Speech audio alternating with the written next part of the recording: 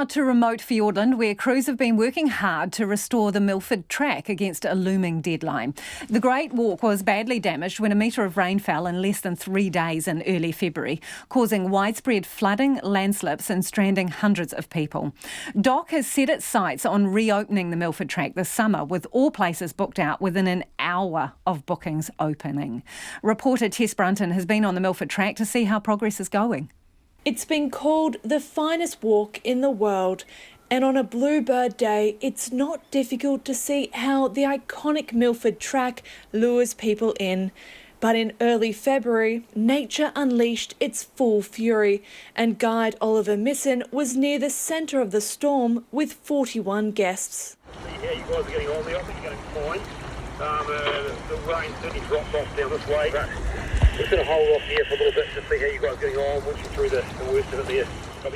As Fiordland guides, he and his 3 colleagues are used to the rain, and to start with, it wasn't too bad. In areas there was water up to our thighs, but everyone was very still water, so everyone was able to get through there fairly safely. Many eels were on the track that day in particular. The eels get a bit off course and end up on the track and scare the customers. They're mostly more scared of you, so you just kind of splash around and they go away. The rain eased around lunchtime and they made it to Pamplona Lodge, a bit soggy but in good spirits. But then the skies opened, unleashing a torrent that didn't ease for nearly 48 hours. You look down the valley and there's just waterfalls coming down the side of the valley. It actually blew out our water intake. So ironically, we ran out of water. We were on emergency supply of water in our lodge because we had no water coming into the tank. We were showering outside at one point because just the force of that water had blown out the intake. For 3 nights they were stuck, entertaining themselves with movies, yoga and carving animals out of fruit before helicopters could evacuate them to Glenorchy. Flying through the mountains, slips are visible on the hillsides. Today we landed downstream of Giant's Gate Bridge on a new part of the riverbed that was once covered in trees, some debris still visible.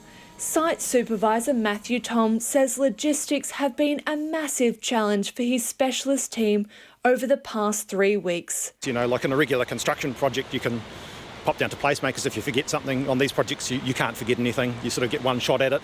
Aviation fuel's really expensive, so if you forget something, you know, your project manager's not very happy. Yeah, so we've sort of put in a heap of preparation before we fly in for these jobs, and all the materials have to go to the right side of the river and into the right place. And if we've got multiple sites here, so we've had materials that have to go into multiple places. It took 18 loads to bring in all the gear and material, each weighing up to a tonne. Work has been done to try and make the bridge as flood-proof as possible.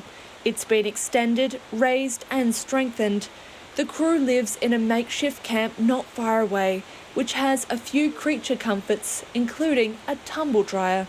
Matthew Tom says it's the hardest, most hostile environment to work in, despite its beauty. It's challenging, you know, you've got cold conditions and it's sort of a struggle to stay motivated, you know, definitely, and keep the team motivated. So you were definitely lucky that we had a strong team who was capable of pushing through and keeping on working in those conditions, really. And the light at the end of the tunnel's in sight, you know. It's just a case of keeping on going and putting on that wet gear again, morning after morning, and yeah, finally you get there. Before Madeline Peacock joined Destination Fiordland, she guided day trips along the Milford Track to the bridge, with Weka wreaking havoc like they have for the bridge team. It was often times we'd have to chase them in the hope that they'd drop whatever they'd stolen out of a client's backpack, or the cup of Milo they'd just run off with, the first aid kit, so they're a bit naughty. Department of Conservation Principal Ranger Grant Tremaine walked through not long after the floods. The fact that Giant's Gate Bridge was just gone, it was just lying in the creek.